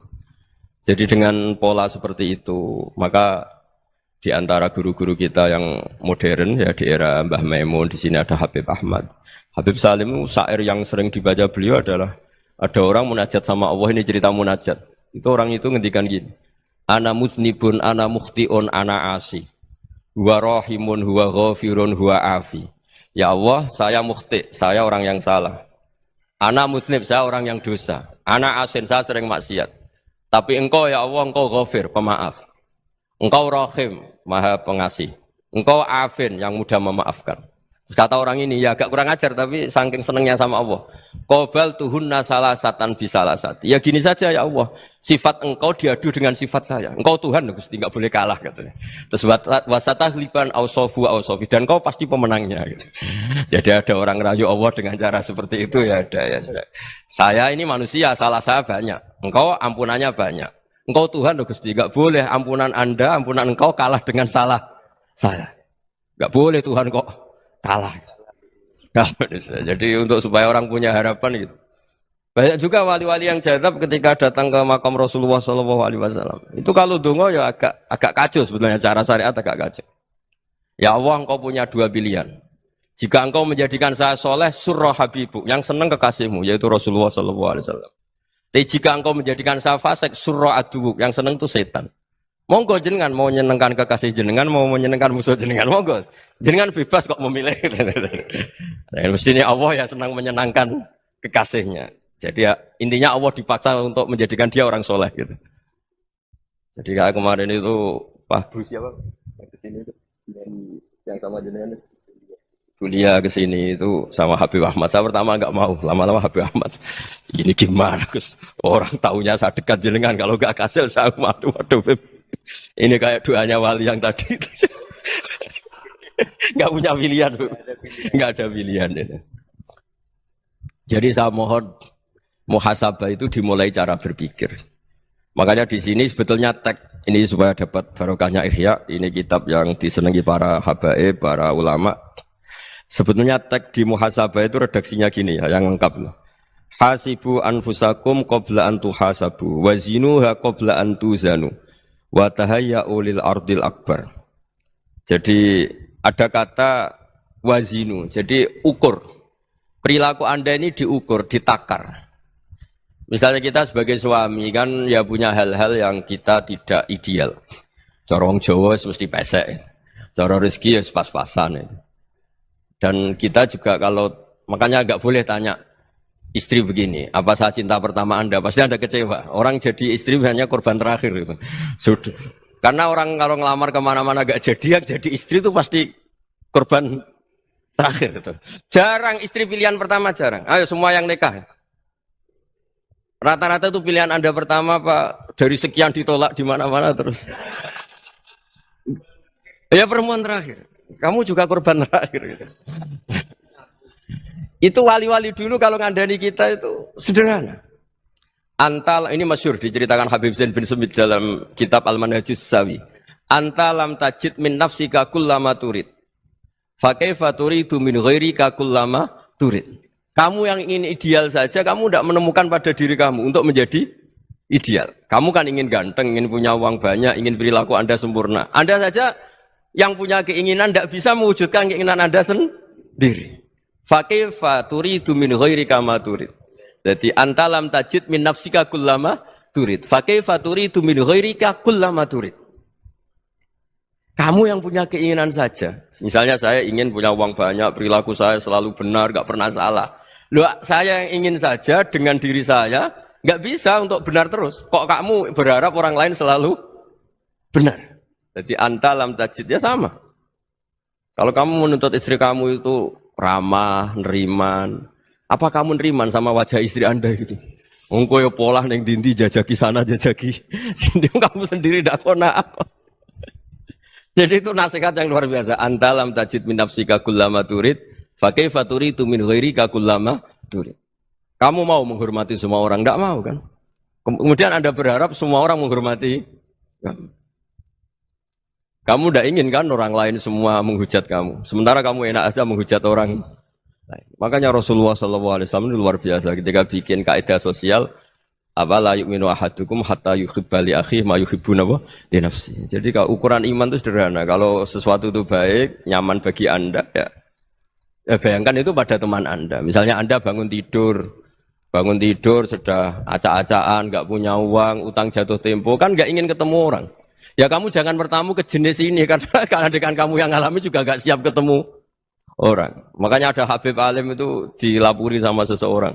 Beb, dulu teman saya itu ketika saya kaya itu sering main ke saya. Setelah saya miskin, mereka tidak main ke saya. Kata Habib itu bagus, sunnah Allah begitu itu bagus.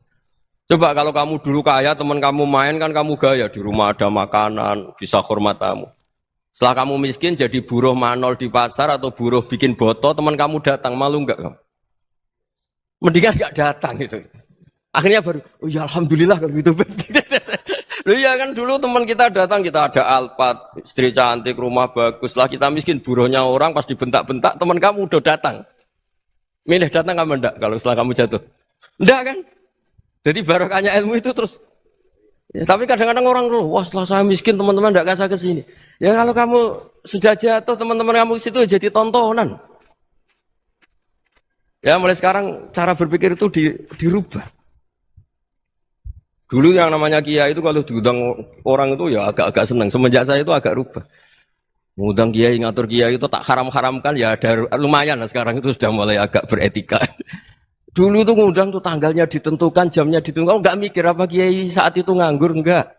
Punya wadifah, enggak. Dia milih tanggal yang dia nganggur, enggak mikir masa itu kiainya nganggur apa.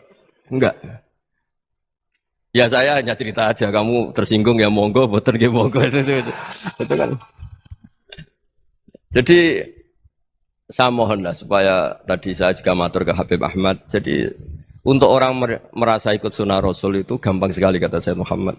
Dulu Nabi berpakaian ala daerahnya. Kalau mikot ya pakai mikotu baladi. Karena Nabi orang Madinah dan beliau berdomisili di Madinah ya misalnya mikotnya dari Bir Ali misalnya. Tapi kalau Anda orang kawasan Tanim mau umrah ya dari Tanim. Misalnya kawasan Jirona ya dari Jirona. Artinya apa? Kamu ngambil mikot karena Nabi mikot misalnya dari Bir Ali. Bukan berarti kamu harus seperti Nabi di Bir Ali, kamu orang Mekah, misalnya kamu orang Tanim, orang dia harus dari mikotu apa? Baladi. Sama, makanya di fikih-fikih itu kalau teknik anak, Nabi orang Arab, halawiyatnya kurma ya kurma. Kalau orang Jawa sedegan, semua podo-podo. Ya, podo-podo manis. Jadi ini tabaruk sama Sayyid Muhammad, ini ada murid beliau, Habib Ahmad, sahabatnya. Supaya orang itu merasa ikut Nabi itu gampang sekali. Ini sahabatnya di halaman tadi disaksikan Habib Ahmad 433 di kitab apa begini? Manhajus Salaf fi Fahmin Nusus. Itu kata Sayyid Muhammad wa kanat sunnatu Rasulillah annahu yat'amu ma yajiduhu fi ardi wa yalbasu ma yajidu wa yarkabu ma yajidu mimma abahu wa ta'ala. Faman istamala ma yajiduhu fi ardi fa huwa al-muttabi' lis-sunnah. Kama annahu hajjal baita min madinati. Faman hajjal baita min madinati nafsi fa huwa al-muttabi' lis-sunnah wa illam takun hadhil madinatu tilka. Jadi intinya misalnya Nabi dulu itu ngasih sodakoh kepada fakir miskin ya pakai dinar, dirham. Ya kalau orang misalnya sodakoh pakai rupiah ya sudah ikut sunnah Nabi. Jangan, lu Nabi pakai dinar loh, kamu kok pakai rupiah. Dulu dinarnya Nabi udah ada tulisannya Bank Indonesia, kamu ada tulisannya Bank. Ya tidak ada seperti itu. Ya jadi misalnya Nabi sodakoh pakai tamar atau pakai al-aqid, ya kita pakai beras, pakai apa. Supaya orang tuh bahwa Rasulullah itu milik kafatal linnas, milik semuanya. Sehingga merasa ikut sunnah Nabi itu ya semuanya. Makanya dulu Mbah Mun kalau motivasi saya supaya bombong, kalau orang Jawa bilang bombong. Wong Jawa itu mesti ono wong alim. Beliau menyontohkan mas itu Mbah Fadol, Senori, Mbah Ihsan Jambes. Itu bisa ngarang-ngarang kitab luar biasa. Padahal beliau bukan orang Arab. Imam Sibawa itu orang Persia. Imam Ghazali orang Tos itu juga ikut Persia. Kata Imam Mun, wong sing ora Arab lah mesti untuk jatah alim kata beliau. Karena Nabi itu diutus kafatal linnas. Nah ini kalau orang yang alim itu Arab tok berarti tidak ada perwakilan dari Afrika, dari Asia Tenggara, dari mana-mana. Makanya karena Nabi statusnya itu kafatal linnas. Jadi kita harus bangga sebagai Muslim, sebagai orang Indonesia karena misalnya Wali Kutub dulu terkenalnya hanya ada di Yaman, di mana. Ternyata pernah ada juga di Indonesia dan seperti Habib Abu Bakar Segaf Gresik. Jadi ya artinya kan tetap orang Indonesia meskipun beliau zuriyah Rasul kan ya sudah orang apa? Orang Indonesia. Zuriyahnya Habib Ali Simtuduror sekarang di Solo. Jadi Indonesia juga dapat alawin banyak dari Sadatin al-Alawin juga banyak. Jadi saya mohon barokahnya ngaji seperti ini. Melihat orang lain tuh gampang, bayangkan tuh kalau anak kamu. Makanya Nabi, nanti kalau nggak percaya lihat di Hikam nomor 15 di kitab saya itu. Di situ dijelaskan oleh Hikam, jangan-jangan semangat Anda pada orang yang maksiat, pada orang yang keliru supaya dihukum itu karena kebetulan itu udah anak Anda, itu udah keluarga Anda. Coba kalau itu keluarga. Makanya kalau saya guyonan di Jogja itu, Ada pembantu mecahkan piring terus dimarahi majikannya. Saya mesti guyon gitu. Pasti itu pembantunya tidak cantik. Kok bisa, Gus? Andai kan cantik dan kamu senang mecahno piring satu, piring 1000 ra iso ngamuk kowe. Ternyata ngamuknya itu karena mecahkan piring apa karena plus tidak cantik? Coba jawab para lelaki ini. Kamu marah sama orang maksiat tuh karena maksiat karena plus itu udah anak Anda. Bayangkan kalau itu anak Anda. Itu hebatnya Rasulullah SAW. Karena kita yang salah pun kadung umatnya, Nabi tetap ngasih fasilitas syafaati li ahlil kabair min ummati. Kayak apa baiknya Nabi? Nggak ikut maksiat tapi ikut fasilitasi ngasih syafaat. Loh kalau li ahlil ibadah kan wajar. Nabi ketika ini syafaati li ahlil kabair min ummati. Ya karena tadi logika yang dibangun Rasulullah itu logika yang luar biasa. Kita semangat orang lain kena hukuman itu karena kita tidak punya ra'fah, tidak punya rahmah. Coba kalau Rasulullah yang bil mu'minina ra'ufur rahim, semangatnya itu mendoakan supaya tobat, mendoakan diampuni. Dan itu juga yang diperintahkan oleh Allah Subhanahu wa taala, wastaghfir li dzambika walil mu'minina wal mu'minat. Ya semoga barokahnya ngaji ini, barokahnya Habib Ahmad, barokahnya Maulid Simtud Duror, barokahnya semua kitab Madaih, Tiba Berjanji semuanya, barokahnya Ikhya, barokahnya Said Muhammad, barokahnya guru kita semua, Mbah Maimun, bapak saya. Kita ini ngikuti manhaj, ya, ngikuti apa? Manhaj. Saya sering didhawuhi Mbah Mun, kenapa ihdinas siratal mustaqim bukan siratoka? Bukan jalan engkau ya Allah. Karena Allah itu enggak bisa kamu tiru. Allah itu tidak tidur, tidak makan, tidak kesel, tidak capek. Yang bisa ditiru itu siratal ladzina an'amta alaihim. Yang bisa ditiru manusia ya niru manusia. Karena Allah itu tidak bisa ditiru. Makanya ihdinas siratal mustaqim siratal ladzina. Dan niru siapa? Niru guru-guru kita. Termasuk niru cara pandang. Jadi misalnya ada orang awam di rumah itu hanya delok reng, delok tikus liwat, itu kan kayak nganggur. Kok ora tahajud malah mendelok reng. Melihatnya jangan gitu. Huwa tarokal ma'asiyah. Dia di rumahnya ndak dugem, ndak kemana-mana. Dia berarti malam itu tarkul ma'asi. Tidak nyopet, tidak garong, tidak ke tempat maksiat.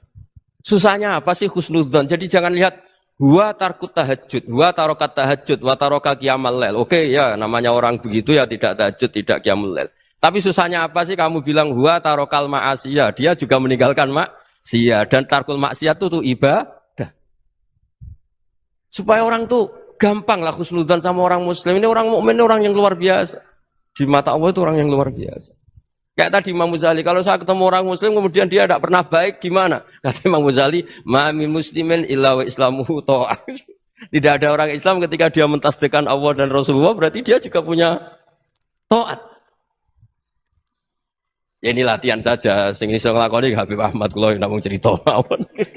Kula cerita secara akademik, saya punya kitab, saya baca dan alhamdulillah kita paham barokahnya para guru dan supaya terbiasalah. Sebaik-baiknya ibadah husnudzoni billah wa husnudzoni bil mu'minin. Soal tidak cocok ya diilmoni tadi ya, namanya enggak cocok ya jangan sering ketemu. Seperti Rasulullah SAW, beliau karena sangat mencintai Said Hamzah, ketemu orang yang pernah begitu sama Said Hamzah, ya beliau secara basyariah tidak siap. Tapi beliau secara cara bahasa sekarang, secara profesional, kalau beliau seorang nabi dan harus menerima tobatnya siapapun, ya diterima. Saya meskipun dengan A, B gak cocok karena dia begini-begini sama saya, tapi saya ingat dia sholat, dia baca sholawat, dia mencintai Rasulullah. Ya kita hormat. Ya soal tidak cocok ya di manage tadi ya. Zuruhiban tas tetekuban. Kalau tidak pati cocok ya jangan sering ketemu bawaannya enak nanti. Ya semuanya itu diilmoni lah. Makanya ngendikane Ma'ruf Al-Qurhi ada yang baca Al-Kharqi, mangqala fil yaumi salasa marrat wa marham ummata Muhammad kutiba minal abdal. Karena semangat mencintai siapapun satu hari sering baca marham ummata Muhammad, wa ma asli ummata Muhammad, wa ma tajawaz an ummati Muhammad. Itu mesti kutiba minal abdal. Dia pasti termasuk wali abdal. Maksudnya semangat mencintai. Ya dilatih lah. Misalnya Indonesia Power atau PLN, andai kan tidak ada PLN itu kayak apa? Orang nggak bisa ngaji, tidak bisa aktivitas, ya barokahnya ada PLN, barokahnya jasanya. Kita sadar, tidak semua kebaikan kita ini memenuhi keinginan orang banyak. Gitu. Orang banyak ingin listrik, ingin saluran apa, dan itu kadang yang mewujudkan orang lain atau kelompok lain. Ya karena itu manfaat ke orang lain ya kita doakan. Karena khairunas anfa'uhum linnas. Sehingga kita terbiasalah ngakui orang lain. Seperti semangatnya Rasulullah SAW, semuanya itu didoakan, semuanya diinginkan kebaikannya. Bahkan Nabi gak putus asa sampai di akhirat. Ketika Nabi lain sudah putus asa karena sudah akhirat, sampai dimintai syafaat semuanya bilang nafsi, nafsi. Karena merasa semuanya gak punya nyali di depan Allah. Karena ini sudah akhirat, sudah finish. Tapi apa Rasulullah? Analah. Ya udah, saya sanggup mensyafaati kalian. Terus kata Nabi, fa'atiyal arsya. Saya mendatangi aras fa'akhiru lahu sajidan, saya sujud wa ahmaduhu bima hamida 'allamaniha rabbi. Kemudian saya tetap muji Allah dengan pujian yang terus menerus. Padahal sudah di akhirat, sudah finish. Nabi dimintai syafaat masih sanggup. Karena Nabi tahu akhirat tidak bisa mendikte Allah, tidak bisa Allah terus bilang, ya Allah ini akhirat, engkau sudah tidak boleh mensyafaat, tidak bisa. Allah tidak bisa diganggu akhirat, Allah tidak boleh dibatalkan rahmannya oleh akhirat. Allah tetap Rahman Rahim abadal abad. Dan Nabi tahu itu. Makanya kata para ulama, fa Muhammadun ahmadu min ghairihi. Jadi Nabi Muhammad namanya dua, yang terkenal. Sebenarnya banyak yang terkenal dua, Muhammad sama Ahmad. Ketika Nabi punya nyali memuji Allah di akhirat atau sudah di akhirat, itu fa Muhammadun ahmadu min ghairihi. Ketika Nabi lain sudah tidak punya nyali muji Allah karena sudah akhirat, Nabi Muhammad tetap berani muji Allah di saat seperti itu. Makanya ahmadu di situ kata ulama itu af'al tafdil, fa Muhammadun ahmadu min ghairihi. Kanjeng Nabi lebih memuji Allah di saat yang Nabi lain sudah tidak punya nyali untuk memuji Allah di saat itu. Makanya kata Nabi, fa'akhiru lahu sajidan wa ahmaduhu bima hamida 'allamaniha rabbi. Akhirnya setelah lama gitu terus Allah ngendikan, ya Muhammad irfa' ra'sak wasal tu'tah wasfa' tusyaffa. Sudah Muhammad, angkat kepala kamu minta apa saya turutin, dan kalau kamu ingin mensyafaati umatmu saya beri hak apa? Syafaat. Nah, semoga semangat itu juga menjadikan kita munajat bahwa rahmat Allah tidak terbatas, harapan juga tidak terbatas. Mungkin yang sedang nakal ya kita katakan sedang, jangan terus kamu pastikan wah ini mesti suul khotimah, mesti tidak orang baik. Tidak, agama ini liman kana yarjuwaha wal yaumal akhir, selalu bagi yang punya harapan. Ya, mugi-mugi dapat barokah semua. Mantul dengan kata wassalamualaikum warahmatullahi wabarakatuh. Dalam konteks Indonesia, muhasabah itu sudah jadi perilaku ya. Karena dulu orang tua saya, guru-guru saya kalau ngandani itu, bayangkan kalau kamu jadi dia. Jadi misalnya kita mentang-mentang atasan, otoriter sama bawahan. Bayangkan kalau kamu jadi yang bawahan itu kayak apa? Laukun tamakanah, kalau orang Arab bilang, bayangkan kalau kamu di posisi dia. Makanya guyonannya orang-orang Indonesia itu kan orang ngaramkan judi gitu, bareng dikasih tahu. Tapi yang menang anak jenengan, alhamdulillah.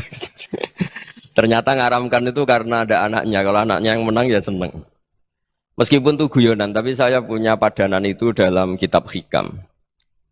Nabi Ibrahim itu Khalilur Rahman, tentu bencinya minta ampun sama yang namanya maksiat. Suatu saat beliau diterbangkan di alam malakut. Itu kalau di Hikam saya halaman 15 juga. Saya masih ingat betul. Mungkin kalau Anda beda halaman karena beda cetakan. Atau enggak punya kitabnya. Atau punya tapi tidak bisa baca. Nah itu jadi berbagai kemungkinan. Atau punya tidak bisa baca tapi dianggap jimat. Atau digo pencitraan. Banyak itu kaji-kaji tidak bisa baca kitab tapi di ruang tamunya kitabnya besar-besar. Pencitraan itu. Tapi ya bagus lah, enggak apa-apa untuk syiar. Setelah diterbangkan di alam malakut, diperlihatkan sama Allah, ada orang pezina, ada orang syaribul khomri, ada orang mabuk, ada orang macam-macam. Allah tanya sama Nabi Ibrahim, bagaimana pendapat kamu Ibrahim tentang mereka yang maksiat? Kata Nabi Ibrahim, ya Allah habisi saja mereka, mereka hidup di bumi engkau, makan rezeki engkau, kemudian mereka tidak taat sama engkau. Singkat cerita di fase itu, saya ulang lagi di fase itu, Allah nurutin. Sampai sekian peristiwa, mungkin 3 atau 4. Ya, setelah sekian tahun Nabi Ibrahim lupa peristiwa itu, kemudian beliau diminta menyembelih anaknya. Ini versi kitab Hikam. Memang versinya banyak tentang kenapa Nabi Ibrahim disuruh menyembelih anaknya. Ketika mau menyembelih anaknya, Nabi Ibrahim ragu. Wa samratu fuadi. Anak saya ini buah hati saya, kenapa engkau suruh menyembelih?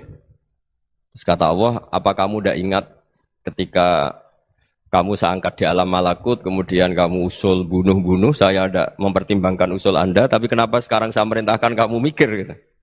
Terus, ya karena ini anak saya ya Allah.